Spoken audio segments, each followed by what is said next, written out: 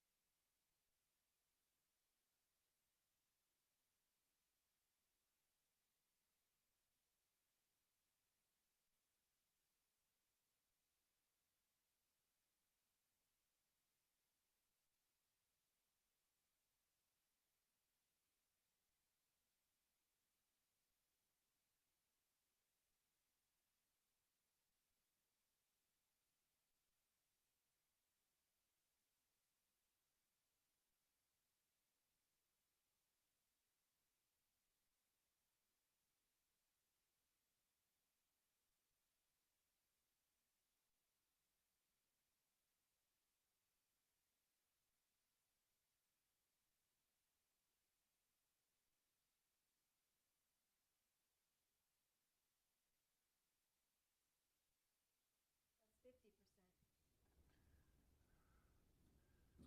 Anything I can do right now? I can't get a hold of John, so. well, It's a long drive, yeah.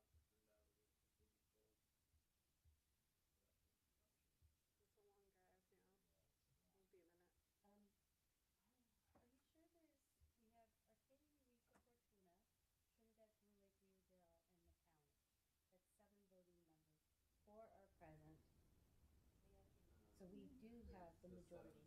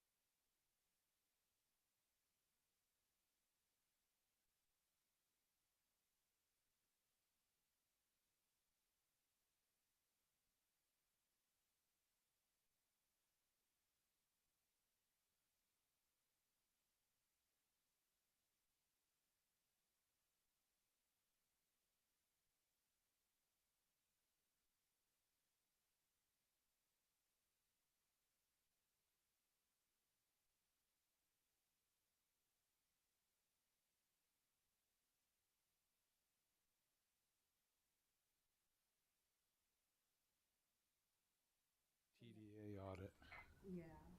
because our presenter's online and our presentee. So items 3A, B, and what else? And then we can do reports. We do have some HCA informational videos that I have queued up to play. Yeah. And then we'll order pizza. So if our executive director's So ready, sad. we'll I'm call so it to hungry. order. Let's call it. Let's see, do we have many available? Thank you for being here for the Humboldt County Association of Governments Board meeting for this 17th of April. And at this time, we'll call this meeting to order. Can we get a roll call? Chair Johnson, Here. Supervisor Madrone, Present, but remote for cause, and I have my camera on the whole time. Nobody under 18 in the room. Mayor Burgell, Here. Mayor White, Here. Councilmember Jorgensen, Here. Mayor Pro Tem Kenny, Here by Zoom. Down with the cold today. Sick at home. thank you, Councilmember Orr, Pack Member Arroyo, Here. thank you, and we do not have a quorum of the board in the room present. Well, we can proceed with informational items and proclamations and presentations on our TDA audit. So at this time, we can adjourn as the HCAOG board and reconvene as the PAC, even though we're not voting on anything.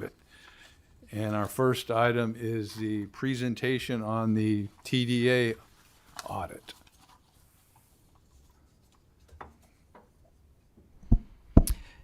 Yes, thank you, Chair Johnson. So we do have one of our consultants on this, Jennifer Farr with Davis Farr, the CPA that completed the performance audits for us. So with that, we'll be handing it over to provide a brief overview presentation of the audit process for fiscal years 24 and 25 for the TDA. Good afternoon. My name is Jennifer Farr, and I'm the audit partner on the engagement for the financial statement and the compliance TDA audits. And I have a short presentation to facilitate the required communications. I'm going to share my screen now.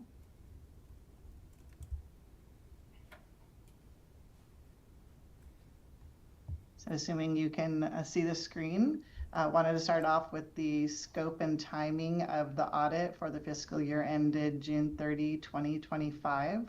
We began our preliminary procedures in May of 2025 and performed the final audit procedures starting in September of 2025 and finalized everything for the Humboldt County Association of Governments on February 6 of 2026.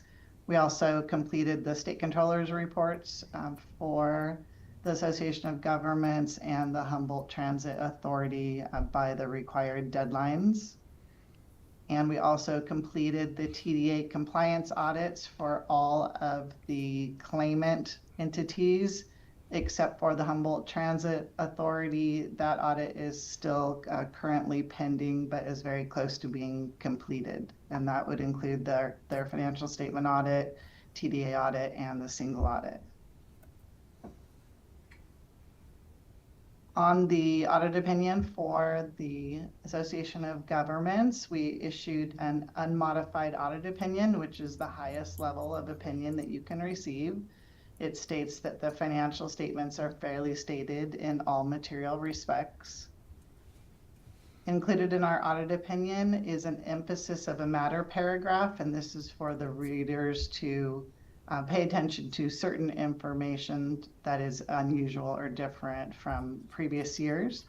So this paragraph tells you that there was a change in the accounting standards for how we account for compensated absences or your vacation and sick time balances, and also that there was a correction of error for prior period balances, which I'll go over in a little more detail. In terms of our audit approach, I wanted to give you a little information because we are new auditors for you, and I understand that you've had the same auditors for a number of years. So our standard audit approach on the financial statement audits is to substantively test all of your material asset and liability balances. So that includes sending confirmations to third parties and doing testing of transactions. And then on the revenues and expenses, we have more of an analytical approach. But if you had revenues that were significantly higher than the prior year, then that would result in additional testing, just as an example. As a first-year auditee for us, we calculate our materiality level fairly low at 1% of the greater of assets or revenues. So materiality is important because anything over that amount, we're giving you assurance that we believe the numbers in the financial statements are correct. And then each year we'll have additional areas of focus. This year it is the implementation of the new accounting standard and also testing compliance with safe funds just for the Association of Governments. I mentioned prior period restatement that was in the financial statements, and I wanted to explain it a little bit. We have a footnote, which is footnote 12, that goes over all of the changes. So prior year restatement means that we found an error in the prior year report and we corrected those balances. The most significant is the 3.7 million change to the financial reporting entity. In the past, you had a number of fiduciary fund types that were reported in the back of the report, and those are essentially saying that you're holding money for another entity, but you have no administrative involvement in how those funds are distributed, more like you're acting as a bank for another entity. So we had, there was a change in the accounting standards a few years ago, and we had evaluated your reporting and reached out to your prior auditor to see if they had done an assessment to conclude that those funds are supposed to be reported that way. And we collectively made the decision that they are not fiduciary funds, but instead special revenue funds. And so you'll see the presentation of your financial statements is significantly different than it has been in the past.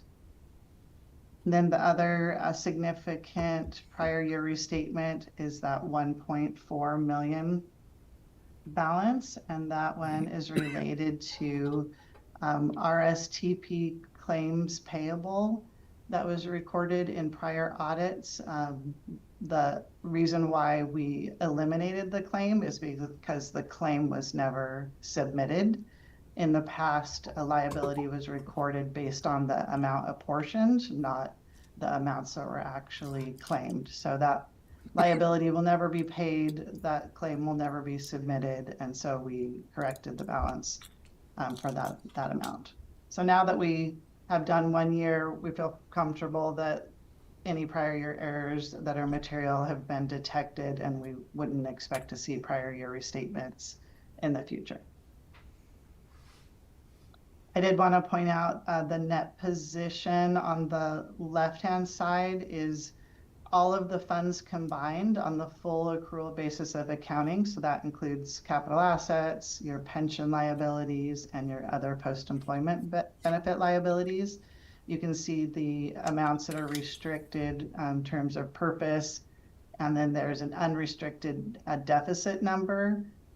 That's largely due to those pension and OPEB liabilities that have not been funded yet. So I wouldn't be too alarmed about that deficit.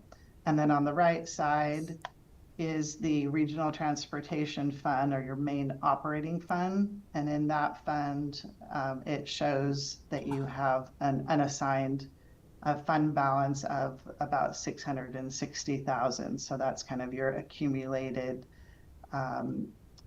revenues over expenses over the years that you have to spend, or your reserves, as you would say, that can be spent on any purpose.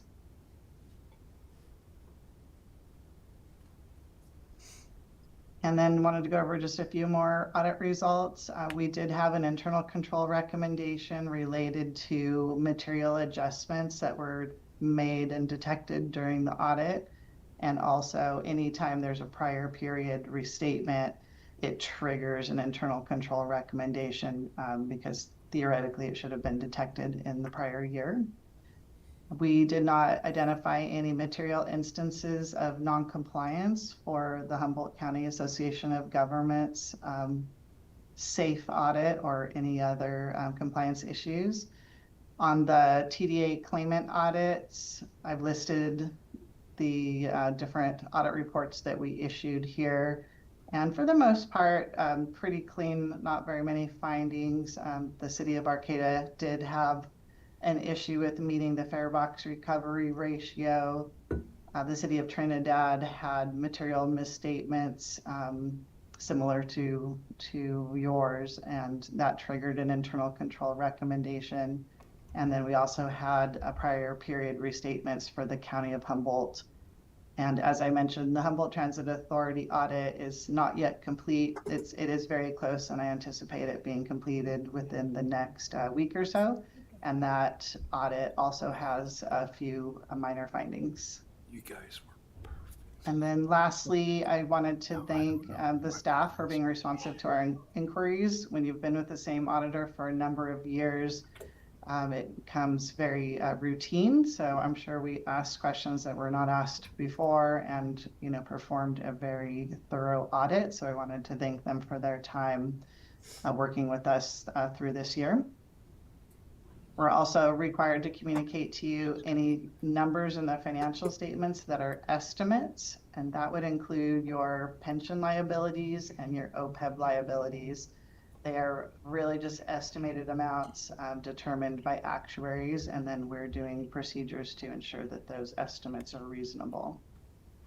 And then the last thing we're required to communicate to you is if we detected errors in the financial statements but did not correct those errors, and in that case we only had a small error related to unreported interest receivable that we did not make that adjustment because it was so insignificant, but we're still required to communicate to you.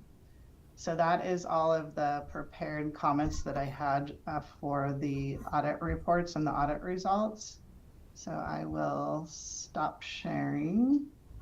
try to stop sharing and turn it back over to you. I believe we have a question from Mayor Burgell. Hi, thanks for that report. I'm curious, was there a reason Eureka wasn't included in the audits for the cities? Yes, there is a reason. Sorry, I was trying to figure out how to stop sharing. Eureka is included in the County of Humboldt's audit in its entirety. Is that a standard procedure? They're not ever separated out? Or I'm just It curious. was not separated out last year either. Okay. Okay. Actually, can Brendan address that? I believe it may be because the city of Eureka is subassigned all of their TDA monies to HTA. So I think effectively HTA. Okay. That would be my guess at that Guess. understanding is that they're lumped into that. Okay. Could I ask a question? So Arcata does the same with HTA, yes? As of July 1st, 2025. And so this is for the fiscal year ending June 30th, 2025. So this is 24-25. Okay, thank you So- for that clarification. Yep. So this is the last year that AMRTS would have its own. In the future, AMRTS would be covered under HTA's umbrella. And then we too would be folded into the county? You would not have your own. You would not need to have your own audit under that. Gotcha. Yeah. Okay, That's my understanding. thank you. Any other? And I don't see any hands up there. So, but thank you. And I know it must for us and for you, this is a whole new thing. We've had audits before, but like you had mentioned, this is your first time with Humboldt County Association of Governments, and you did a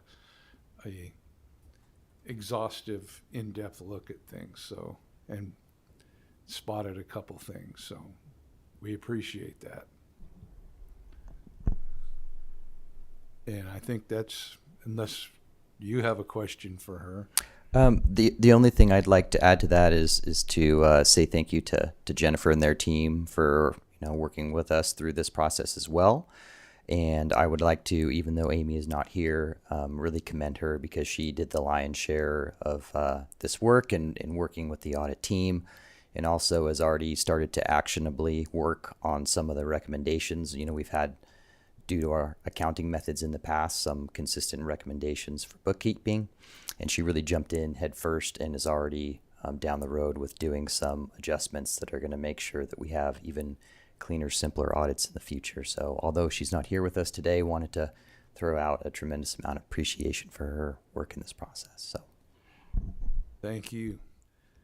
And I believe that's it for this item. So thank you very much, and we'll see you next year. Thank you. And our next item is a proclamation for Bike Month. Did you want to come forward? Who's here to pick it up? Is that you? Pick it up. Okay. I don't Receive it. Roll here. So, okay.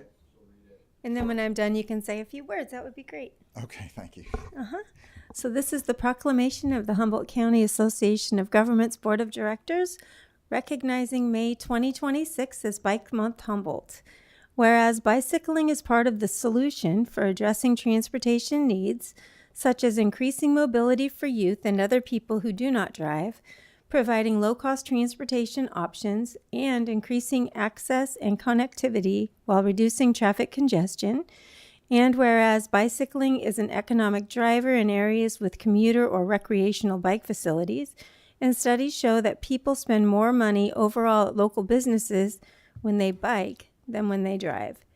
And whereas bicycle travel helps improve air quality and can help us achieve goals to reduce our greenhouse gas emissions, and whereas bicycle commuting promotes physical activity, which leads to better fitness, lower healthcare costs, and improved mental health due to stress reduction. And whereas HCAOG supports bicycle and pedestrian planning as a regional transportation priority and has adopted safe and sustainable transportation targets to double the number of all trips made by walking, bicycling, and transit. And whereas HCAOG joins the Bike Month Humboldt Coalition in supporting Humboldt jurisdictions and communities in their efforts to advance and improve bicycling for all. And whereas the month of May is National Bike Month, and May is also Clean Air Month. Now, therefore, be it resolved that the Board of the Humboldt County Association of Governments, 1, finds increasing bicycle use is in the local, state, national, and global interest, and 2, proclaims May 2026 as Bike Month Humboldt. 3, encourages member jurisdictions to adopt similar proclamations supporting Bike Month.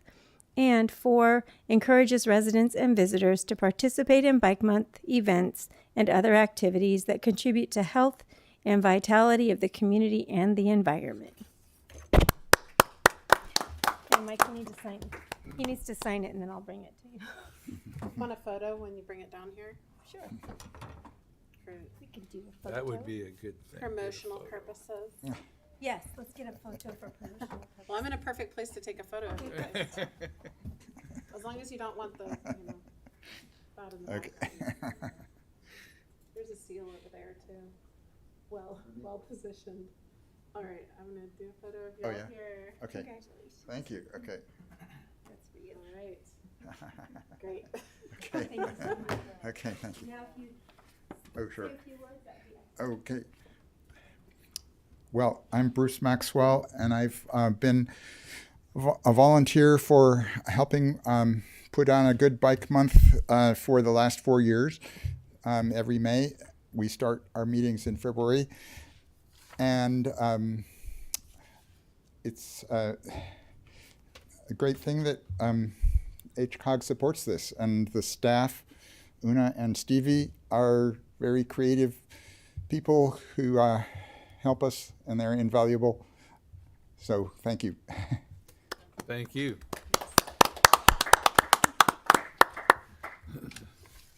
Well, having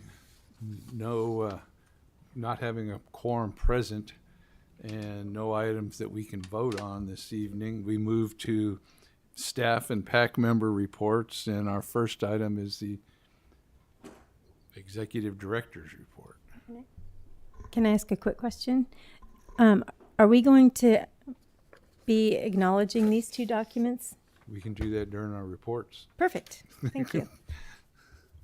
Carry on. Excellent. Okay. Well, I guess we all thought maybe this would be somewhat of a quicker regular meeting, but that certainly made it a little bit more quick. I do have a few items now, given the quorum issue this evening. We will need to have a special meeting in order to make sure that we get a few pieces of specific bookkeeping done, most notably the LC top resolution and the RENA appeal.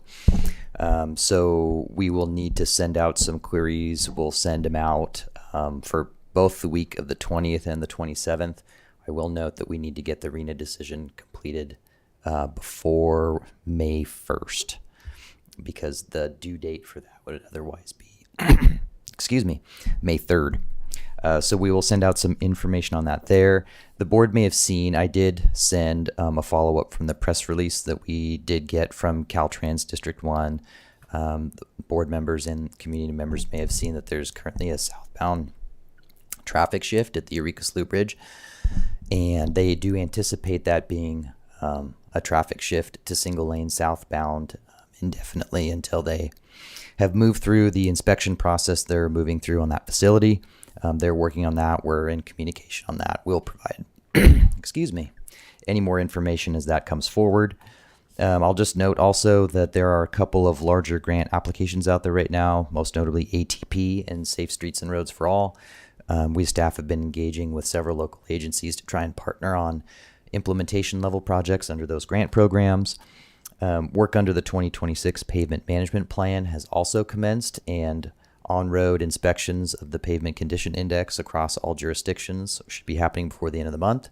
So if you happen to see what looks like a Ford Bronco with a bunch of cameras on it, that will be the vehicle telling us how good or bad our local roads may be. And then two little items here at the end. I will note we have completed contracting with GHD for the Lolita Safe Routes to School project. So that should be starting here before too long, and we're excited about that. And we as staff have received our comments from Caltrans on the 2026-2027 overall work program and budget. We have moved through that, and we're on schedule to bring forward our final draft budget to the board and to the TAC in May. So with that, I will hand it back to the chair. Any questions for our executive director?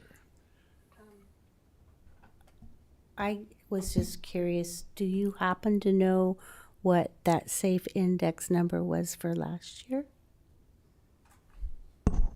What number was that? Sorry. The safe index that we're waiting to hear Safe index. for the we're going to have that magic number that's coming up with the Ford Bronco that they're going to determine. Oh, yeah. This is the project where they run around, and for every local road they inspect it, and they provide an agency their overall rating for their pavement condition index. Yeah. Right. I was just wondering if we had our prior. Oh, number. it varies by jurisdiction. Okay. And each jurisdiction gets an inspection within their boundaries. We just did ours, last night. So I was just curious. Okay, thank you. Yeah. Okay, well, Mayor, huh? No question. No, well, but I was going to turn it over to you for board member reports first. I have nothing. Did you want to announce these? Yeah, I figured because you're having one, there's a Jefferson's having one, and Walker Elementary's having a bike rodeo also, but I'll let you go I'm just first. curious if we want to bring up Yeah, I could jump in there with the materials we handed out. Were our hot off the presses Bike Month calendar and the poster we have for Bike Month, and I can also say thank you to Bruce for his excellent graphic design skills helping us with both of those materials. So we have like 8 or 10 different group rides happening throughout May, led by various volunteers and staff, going to some pancake breakfasts at the Granges, doing mural rides in Samoa and also in Eureka. And we are doing our 5th annual bicycle celebration at the Jefferson Community Center. That is on Saturday, May 16th. From 11 to 2 p.m. and we'll have folks tabling with information and some interesting looking bikes for people to check out, free bike helmets, a skills course, and just general fun community atmosphere there.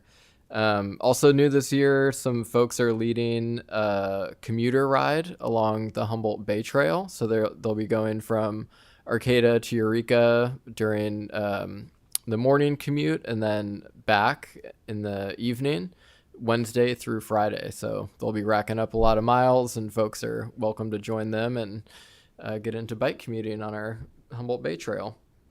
So there's a lot more information as well at bikemonthhumboldt.org, and you can see all those details of the rides and events happening. Awesome. That mural ride sounds really interesting. Combine art and bicycling. So thank you. And we have PAC and board member reports. If anyone has anything, then we'll get to Supervisor Arroyo in a minute with our presentation. But I would just say that in Fortuna on May 22nd, we are having a bike rodeo in conjunction with Walker Elementary. And it's something that Kiwanis has done for the last 5 or 6 years that I can remember. And we have a course set up, teach kids how to stop at stop signs and how to maneuver and stay in your lane and how to stop safely, and helmets. We have a workstation set up with a guy that can repair bikes. Johnson, can you talk in your mic, please? That can set up a workstation to air up tires, adjust seats, make sure that the pedal and seat heights are correct, and a lot of different things. So it's a good day, and we work in conjunction with Walker Elementary for that. And don't know if anyone else has anything, and we'll turn it over to PAC member Arroyo. Thank you. I know that there's a couple of videos that Stevie was kind enough to get queued up, so we'll play those in a moment. I did just want to say, give a shout out to Stevie for doing a great job of assisting with some outreach around the route redesign or streamlining for Redwood Transit that Humboldt Transit will be undertaking to help improve frequency and consistency of our route essentially on the 101. But that means that some ways of providing service will change for small communities like Manila and Samoa and Trinidad. And so we're still doing some outreach and exploring that, and HCAOG is doing a great job of helping. So Stevie and I were able to go to a meeting on Monday and talk a little bit about that and the unmet transit needs process. So really appreciate that. So I think we'll just go into the videos if you're prepared for that. We have one that's about driver recruitment. So we're recruiting drivers, and actually in order to have that increased frequency of service, we do need some additional drivers to make that happen. Really eagerly looking for more. And we've got a pretty awesome benefits and pay and schedule package for folks. So this will tell you a little more about it.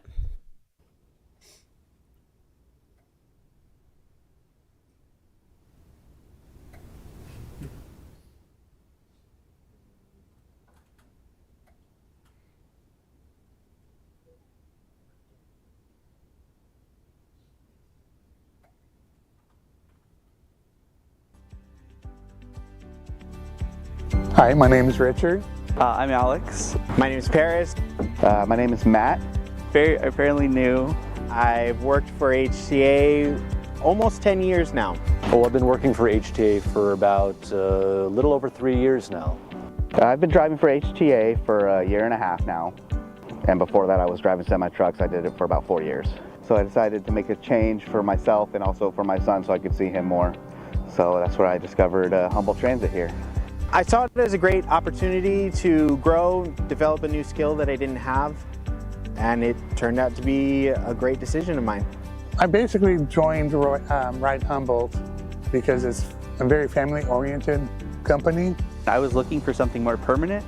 Saw that the city of Eureka was promoting this as a job, and I was like, okay, I think I'm ready for a long-term position. My favorite part of the job is the people we take.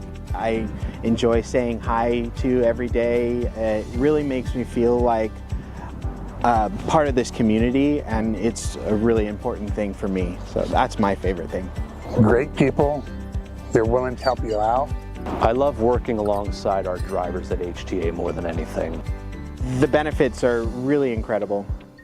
I don't pay anything per paycheck for health insurance. For me or my son, it's covered. Great pay. The retirements were really good. For me, it's not really a job. It's more of basically fun because I get to get out and I get to meet people. It's like an office on the road. Every day when I'm going north on the 101, you can see the mountains and the clouds coming from the trees as the sun heats up the tree, and yeah, it's very beautiful. Driving the bus, I get to interact with the public. I get to talk to people.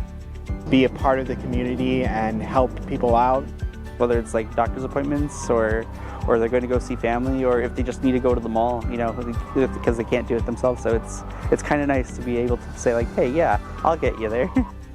I've seen kids grow up on my routes, and you know, I've seen the little baby boy turn into a big brother, and it's just been pretty awesome to experience and, you know, say hi and see their smiling faces every day. I would be lying to you if I said I didn't love driving after 10 years. The buses are, you know, they look big and scary, but they are so easy to drive. Day 1 was super scary. Day 7, not so scary. I think I was out on the road and I was able to drive the bus pretty comfortably. Again, I had that person supporting me right behind me, and it made it a lot easier. The trainers here we have are great. They really ease your mind when you're first trying to drive the 40-foot buses. And then you don't even need a commercial driver's license. They train you. It's not as intimidating as it looks. If you use your mirrors right, your speed right, you know, you're constantly looking ahead and around you, you'll be fine. I prefer driving them over my personal car. They're great. I love driving. Come drive for us. Come work for us. Join our team at Ride Humboldt. Come Ride Humboldt. Come join the Ride Humboldt team. It's a great place to work. When you work for Ride Humboldt, you are part of the family. Ride Humboldt.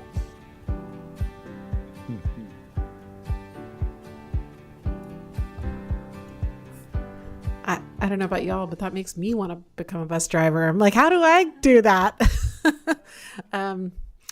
And maybe we could share these links with folks if they want to share them with others, you know. So this other video is about how to ride the bus. And it's something we hear a lot, is that people are a little nervous about incorporating transit into their daily lives if they're not already used to it. And sometimes that, you know, we try to get the buses out to lots of community events so people can experience getting on and off and what the payment system is like and how to put their bike on the bus and things like that. But there's still a little bit of a leap to get over sometimes. So we created this video to show a little bit more about how to ride. Welcome to Ride Humboldt, your ride on your everyday journeys across Humboldt County, California. Whether exploring the beaches of Trinidad, going inland to Willow Creek, traveling south to Ukiah, or coming out of hiding in the Redwoods, The journey starts here. Planning your trip is easy. Head to ridehumboldt.org and use the trip planner on our homepage. Type in where you're starting and where you want to go. The map will show your best bus options and the closest stop to you. Want a paper schedule instead? You can download and print one right from the site. And if you'd rather talk to a real person, give us a call at 707-443-0826. We'll help you chart your route. Once you've planned your trip, it's time to head out. You can track your bus in real time on Google Maps so you know when you need to be at your stop. Arrive at your stop at least 5 minutes early.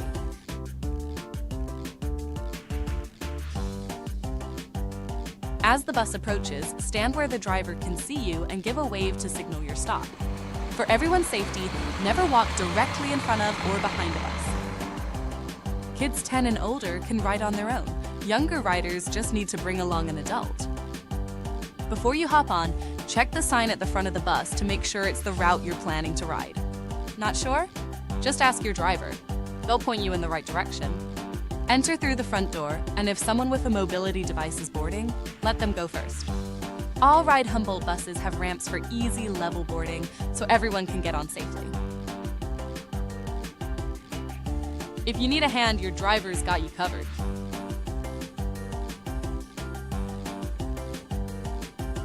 Bringing your bike? You can take it with you on most routes. Before boarding, load your bike onto the rack at the front of the bus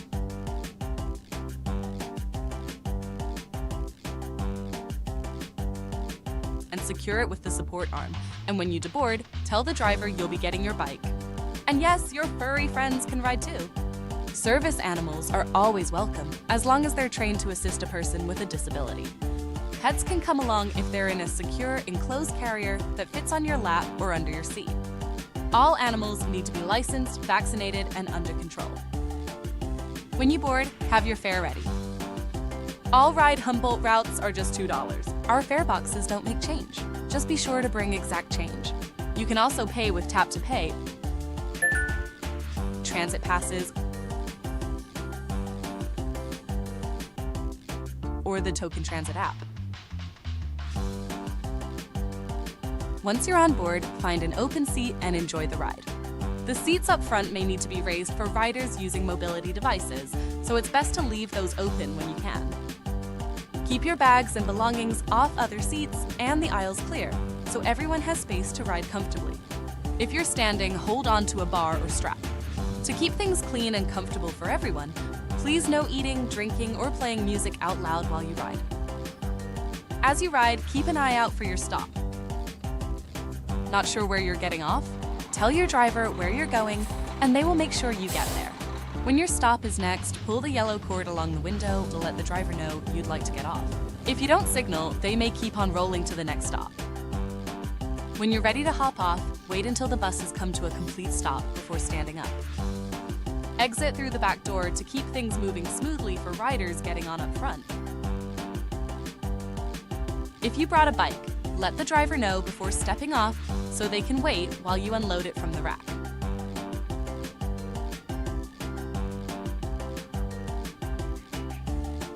And as you leave, stay alert and give the bus a little space before crossing the street. And that's it. You did it. Your first trip with Ride Humboldt. Now that you and Busquatch know the ropes, exploring Humboldt County and beyond is simple. The only question left is, where will you adventure to next?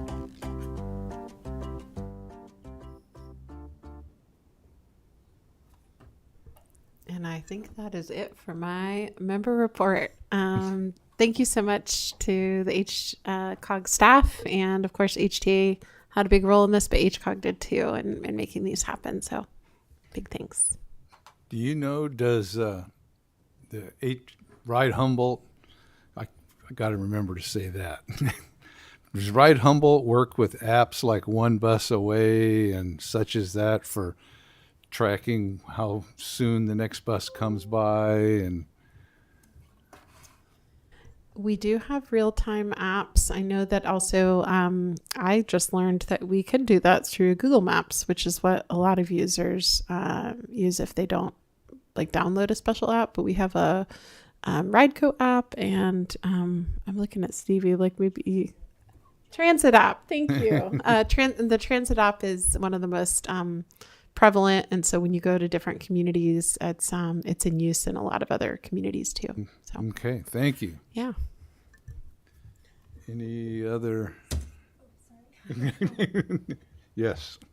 So I would love it if you would send those links out so that we can share them out. Those were really fun videos. And it's interesting because when I was a kid, I used to ride the bus all over. It was like a big deal to be able to ride the bus and go to town and like hang out in town and ride the bus back. And so it's really great that this is like starting to come and become a thing again. For a long time, it really wasn't. And I appreciate all your work on this for the last forever many years, because you've been really instrumental in making this happen. So thank you. Thank you. And as gas becomes pricier, the bus remains the same. $2 to get wherever you need to go. So hopeful that we'll see more riders. Mayor White. Yeah, I had the opportunity to ride the bus for $2. Excellent price to Willow Creek and back about a half dozen times in the last couple months. And it has been amazing. Let somebody else do the driving and sit back and relax. So, yay. That's great. And any other? Yeah. I just have a quick question about that. So do we know when is the last bus that comes from Willow Creek? I guess I could look up the schedule. I'm just curious. For river goers. 5? I could be wrong. I can look it up. Allow me to see. Let's see, for river goers. Okay, so you want to head to the river and then come back as late as possible. On a Saturday or a weekday, Mayor Burgell? How about a Saturday? Probably a Saturday. That makes sense. Okay. The eastbound bus, the last one is at 6:46 p.m. Oh, that's wonderful. Yeah. Great Pretty news. good. Oh, sorry. You need westbound. I said the wrong thing. Oh, yeah, that would be the opposite. My bad. It's 7 p.m.